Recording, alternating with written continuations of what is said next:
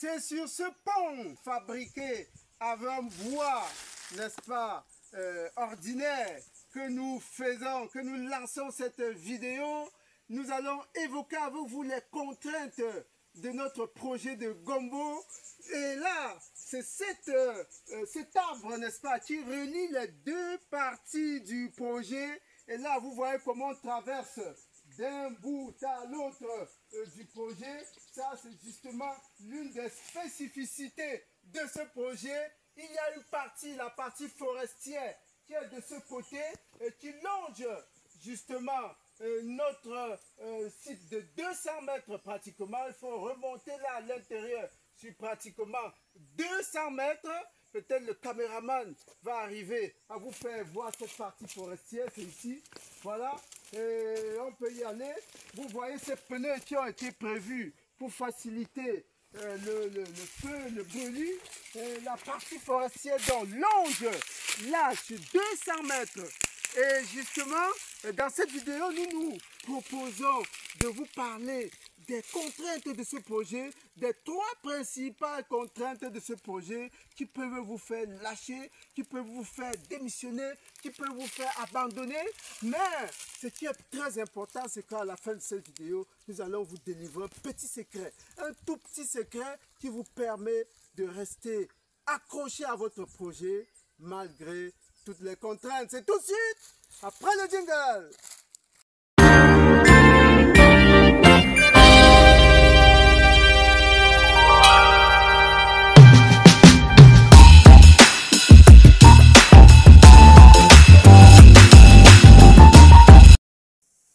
Une fois de plus, chers agripreneurs, bienvenue sur la chaîne des fonceurs. Aujourd'hui, c'est vraiment une vidéo spéciale pour les fonceurs. Si vous n'êtes pas un fonceur, si vous n'avez pas l'esprit des fonceurs, vous devriez vous habituer parce que cette vidéo va vous tonifier et cette vidéo va vous plonger dans le cœur des personnes qui savent aller contre l'adversité. Et justement, nous avons trois grosses difficultés à vous présenter par rapport à ce projet et à la fin donc, nous aurons un petit secret pour ceux qui veulent aller encore un peu plus loin. Alors, quelles sont les trois contraintes principales que nous avons dû braver ou alors que nous sommes en train de braver pour mettre en place ce projet? Nous rappelons que ce gombo a déjà un mois d'âge et donc normalement d'ici 15 jours, la floraison devrait pouvoir commencer. C'est un mois d'âge, donc on est à la phase entretien pour le moment.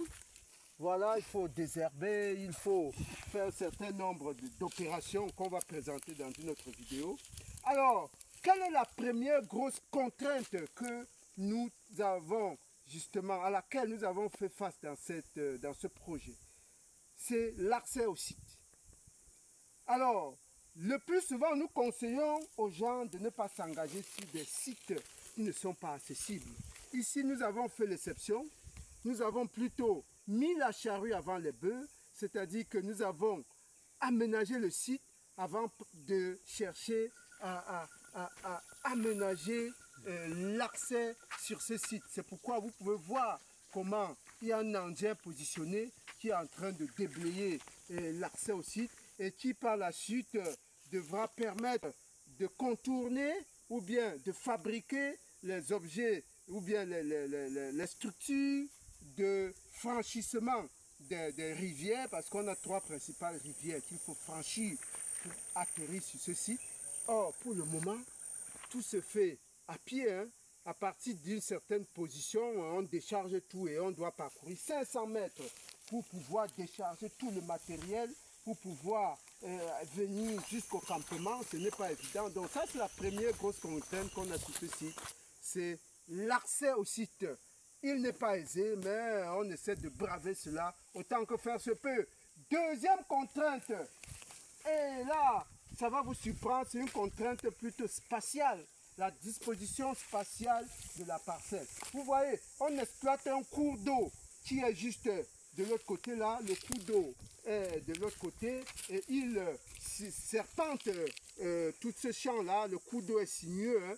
Et donc la parcelle, comme vous pouvez voir, la parcelle là, la parcelle longe donc le cours d'eau tout le long là, et ça fait pratiquement 600 mètres de ce côté-là. 600 mètres à parcourir d'un bout à l'autre. Vous voyez, c'est immense. Ça, c'est pour la première partie, 600 mètres. Quand on aborde la deuxième partie au niveau de la forêt, on a pratiquement 200 mètres. Ça fait au total 800 mètres à parcourir dans un sens. Aller-retour, 1,5 km. Si vous faites ça 3 fois par jour, vous parcourez pratiquement 4 voire 5 km sur le même site. Voilà la deuxième grosse contrainte que les ouvriers et les équipes de coordination doivent pouvoir braver chaque jour pour pouvoir, oh là là, contempler ce gros pied de gombo. Hein. Vous voyez celui-là, ouh là là là là là là, il défraie la chronique, il est pratiquement, il a été mis le même jour que les autres, mais pratiquement il est énorme. Donc voilà la deuxième contrainte, la disposition spatiale de l'espace. Voilà, la troisième grosse contrainte, veuillez la suivre, c'est tout de suite. Hey! Hey! Hey!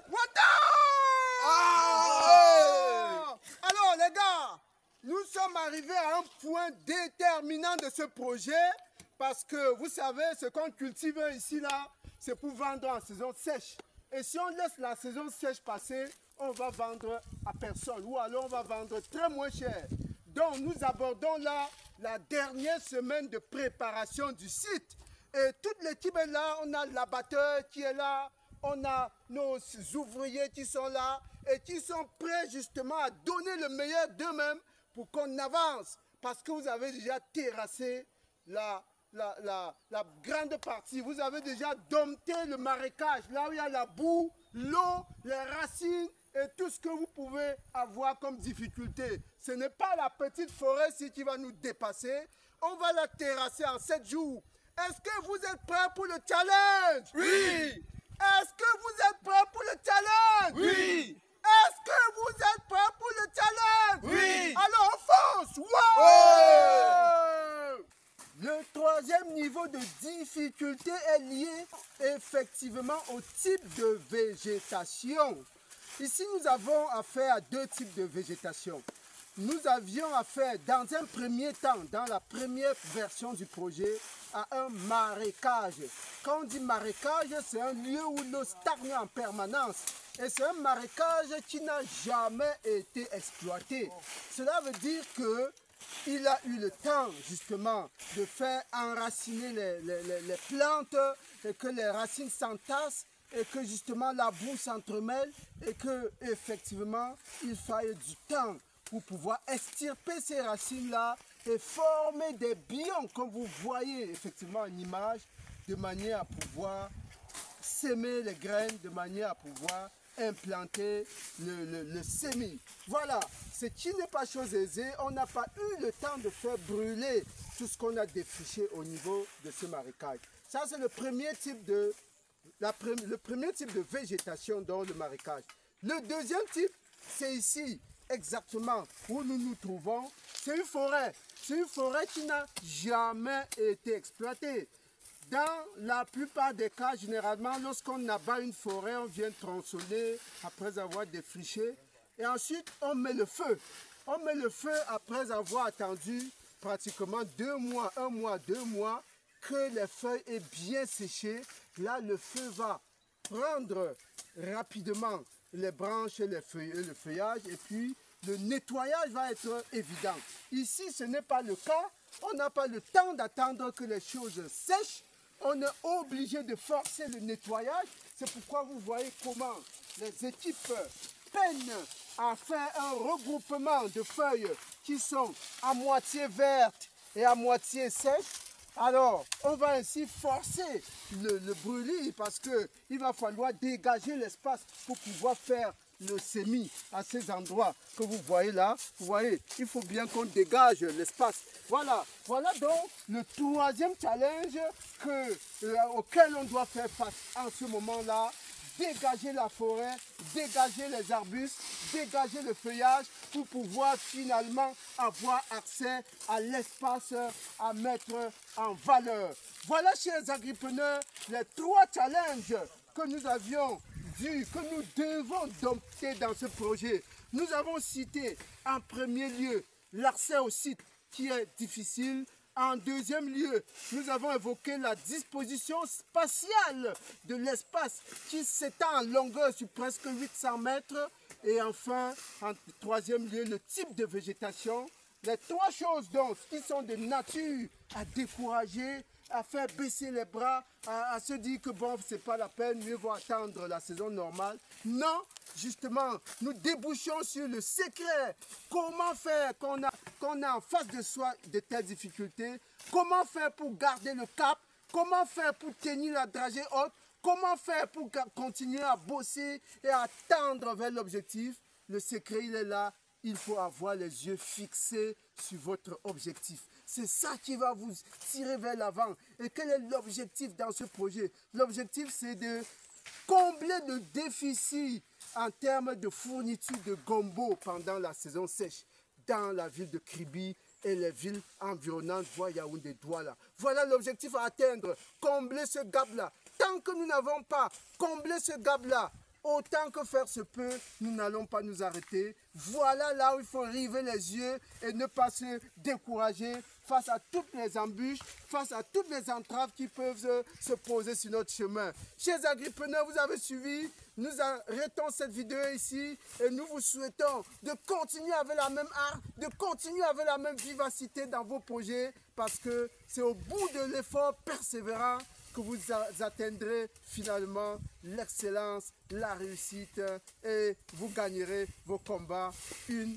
après une, les uns après les autres. À très bientôt pour la suite de ce projet. Merci.